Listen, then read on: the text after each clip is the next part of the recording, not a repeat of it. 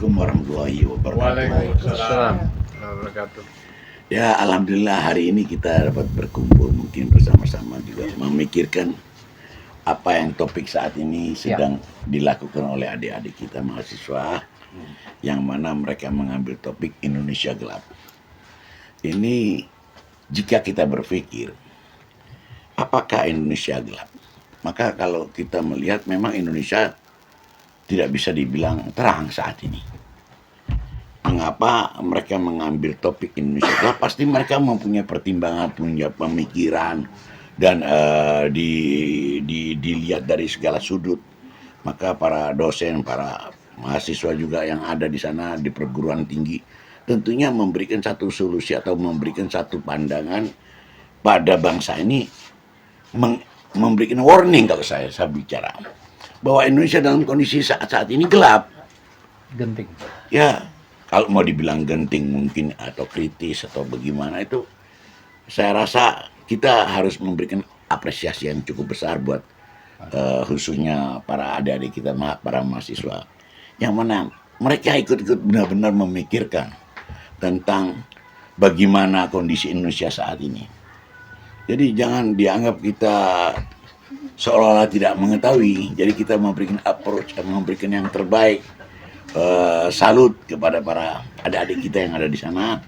Semoga perjuangan kalian mewakili sebagai kita, sebagai rakyat, sebagai ayah, sebagai ibu yang ada di Indonesia, saudara-saudara kalian semuanya, tentunya sangat membutuhkan perhatian serius dari kalian. Generasi bangsa. Ya, saya sendiri melakukan generasi cinta negeri, Gentari, maka tentunya kalianlah penerus nanti generasi cinta negeri, generasi yang menyintai negeri, generasi betul-betul yang memikirkan bagaimana kehidupan bangsa saat ini ke depan.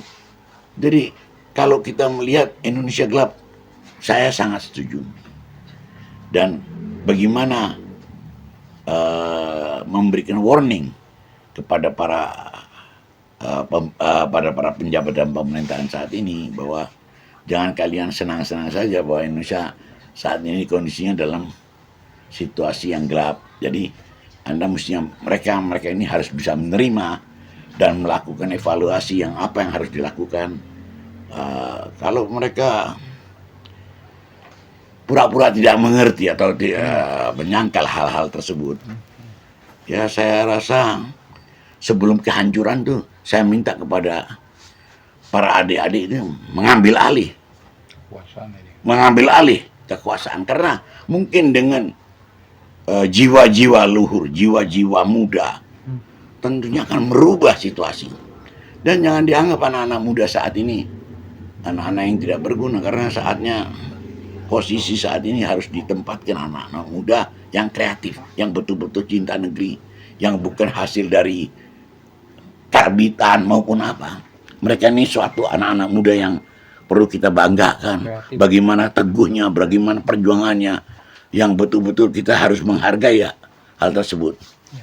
Jadi kita sekali lagi kita mengucapkan selamat para mahasiswa, bergeraklah dengan hati nurani dan berilah pandangan atau satu bantuan pemikiran tentang negaramu, tentang negara kita bersama. Ayo, saatnya bergerak dengan penuh keyakinan bahwa kalian akan memperbaiki nasib anak bangsa yang saat ini sedang gelap. Ya. Begitu. Terima kasih. Ya. Ayo. Apa yang sudah dipikirkan dan dibicarakan oleh rekan-rekan semua, termasuk Bapak Egi, Mbak Muslim Arbi, Pak Azam, dan Ibu, sudah satu kesepakatan. Tentunya yang baik adalah baik, diteruskan. Yang baik tidak bisa dirubah, dan yang baik akan terlihat baik. Yang tidak baik akan terlihat itu tidak baik. Dan saya rasa kita semua tentunya mengetahui mana yang baik dan mana yang tidak baik. Segenap lapisan masyarakat sekarang sudah melihat satu adegan semacam kita melihat seperti di akuarium, Jadi kita mengetahui yang mana yang baik dan mana yang tidak. Dan sebetulnya yang baik itu tidak perlu dijelaskan, kita semua tahu. Dan yang tidak baik, kita pun semua tahu. Jadi kita sekarang ini melawan ketidakbaikan. Jadi hal-hal yang membuat mudarat, hal-hal yang merusak, itu yang kita lawan. Dan saatnya kita membuat satu perlawanan yang perlu pemikiran bersama, bagaimana membentuk perlawanan tapi tidak membuat kerusakan. Itu aja. Oke, Tom. Saya rasa begitu. Muslim. Ya, baik.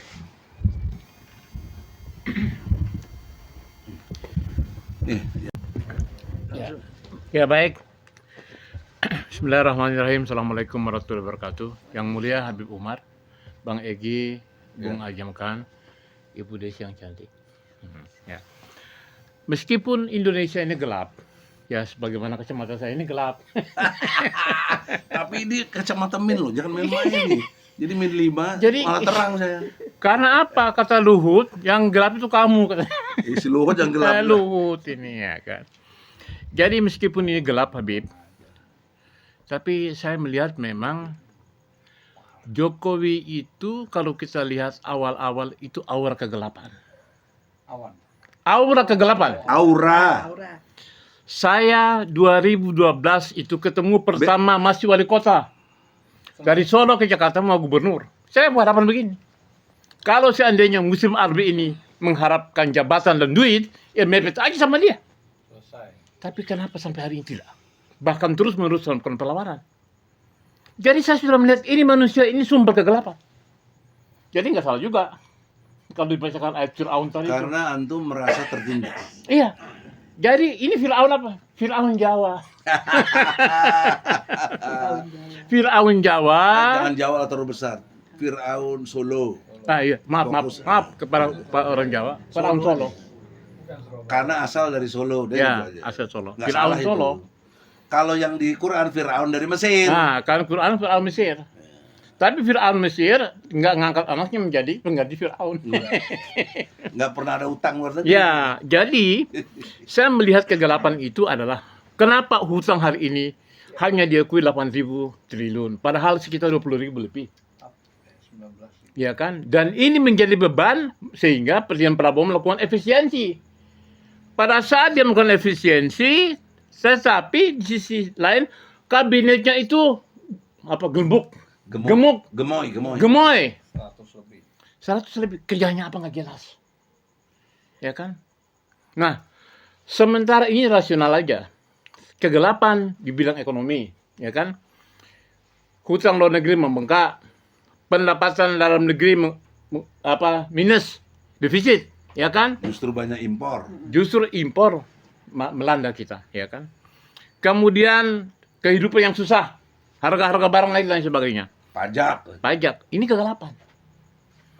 Jadi terlepas dari itu semua, saya mengapresiasi pendapat Habib tentang gerakan mahasiswa tadi itu.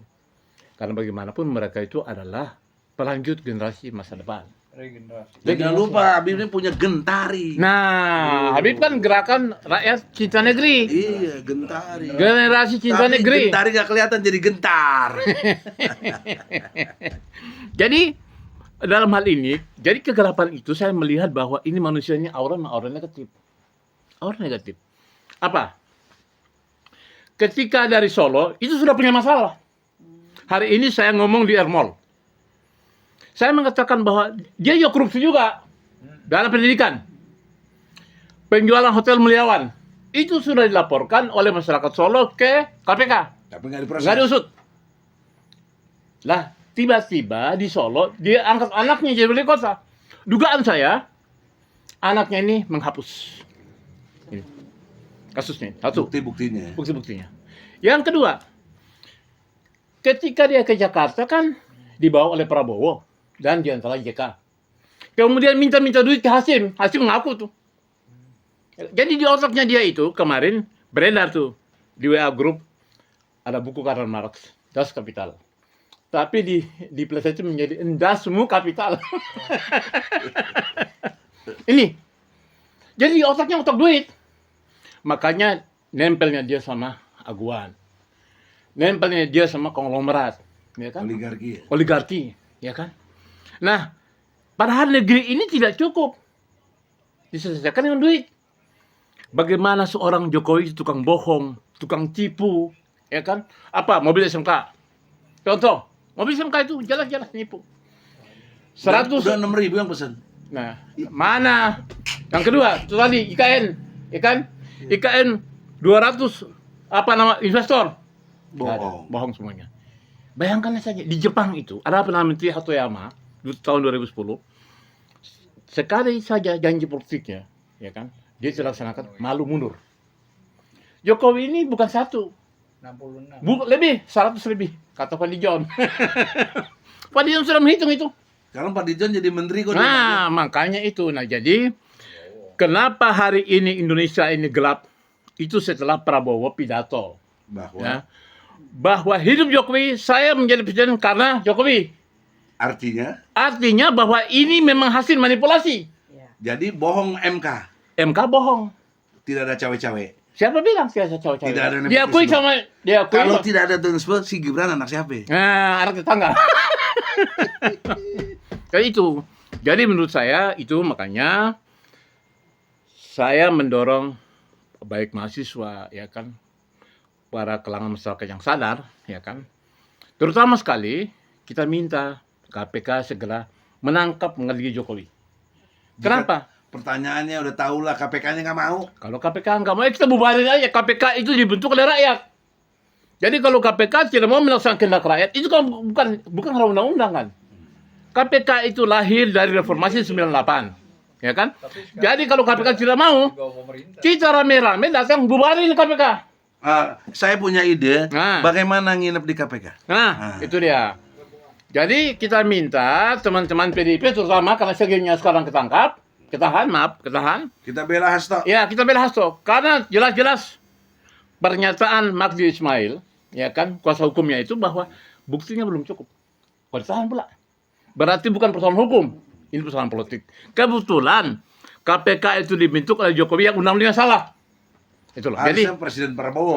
Prabowo dan DPR 2004-2009. Jadi sekali lagi, salah satu di antaranya kalau KPK tidak mau mengadili Jokowi, aguan, ya kan? Antoni Salim dalam kasus PSN PIK 2, ya kita rame-rame, kita bentuk itu KPK, kita bubarin itu KPK, ya kan? Supaya apa? Kita minta Prabowo susun ulang. Itulah. Bikin Ya. susunan Ya, kalau nggak Prabowo nggak mau, ya kita rame-rame dulu kita DPR. Kenapa? Kita berhentikan Prabowo. Kenapa namanya? Itu suara rakyat kok. Dia sendiri mengakui bahwa presiden itu kan dibantu oleh Jokowi. Ya kan? Artinya bahwa inilah kesalahan yang paling fatal ketika dia presiden menggunakan instrumen kekuasaan, TNI, kepolisian, gubernur-gubernur, para menteri, kemudian uang.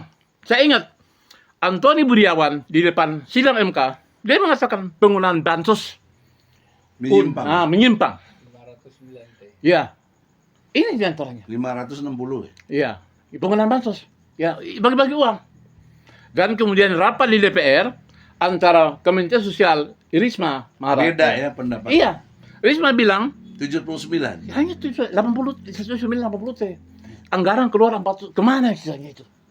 Nah, ini artinya bahwa ini loh gelap itu diantaranya itu. Oleh sebab itu, kalau memang Indonesia terang, maka langkah Presiden Prabowo itu segera menangkap dan mengadili Jokowi. Jangan jadi musuh rakyat lagi, ya kan? Kemudian merombak, memecat Panglima, memecat Kapolri, ya kan? Kemudian membukukan KPK. Itu loh. Itu saran dari rakyat. Ya kalau nggak mau ya sudah. Tinggal rakyat bergerak. Kan itu dia.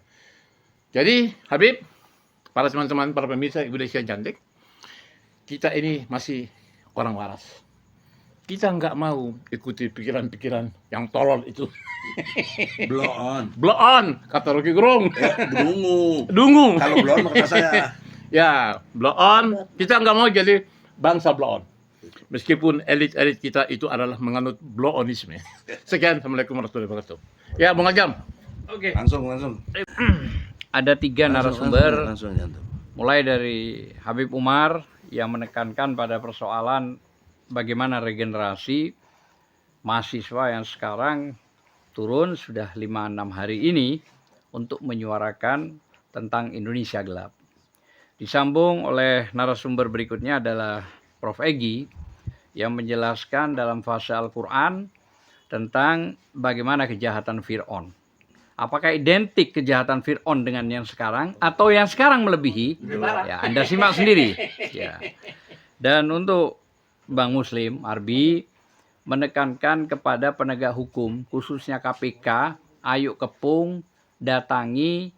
Kalau KPK tidak mau menindaklanjuti proses tentang apa yang dilakukan oleh presiden yang lalu, maka lebih baik dibubarkan. Sepakat. Itu dari 3 narasumber. Nah, saya akan memberikan satu persepsi yang berbeda. Jadi begini, kalau kita bicara Indonesia gelap, Indonesia sejak dulu zaman merdeka memiliki Garuda. Garuda adalah lambang negara kita. Ya. Garuda ini memiliki sebuah kekuatan, bukan cuma metafisika, ya. Bukan cuma religi, bukan cuma kekuatan bangsa, tapi Garuda yang sekarang ini sepertinya sudah hampir 10 tahun ini benar-benar berdarah-darah. Berdarah-darah. Iya, ditusuk-tusuk Garuda ini. Jadi ini yang menjadi problem utama. Tentu sedikit saya mau mengurai bahwa kalau kita bicara ketuhanan yang Maha Esa, ini bukan sekedar tulisan di dinding. Untuk mendapatkan bahasa ketuhanan yang Maha Esa itu, para ulama berdarah-darah, menangis untuk menciptakan itu. Saya kira pernah Bang Egi juga menjelaskan di MK, Mahkamah Konstitusi. Waktu itu zaman Bang Buyung dan Sution, kita berperkara. Iya betul. Ya. Dan saya kira dalam konteks itu ternyata agama dipermainkan. Zaman 10 tahun ini agama dipermainkan. Seolah-olah negara kita yang mayoritas muslim sudah tidak lagi menjadi utama dalam hal itu.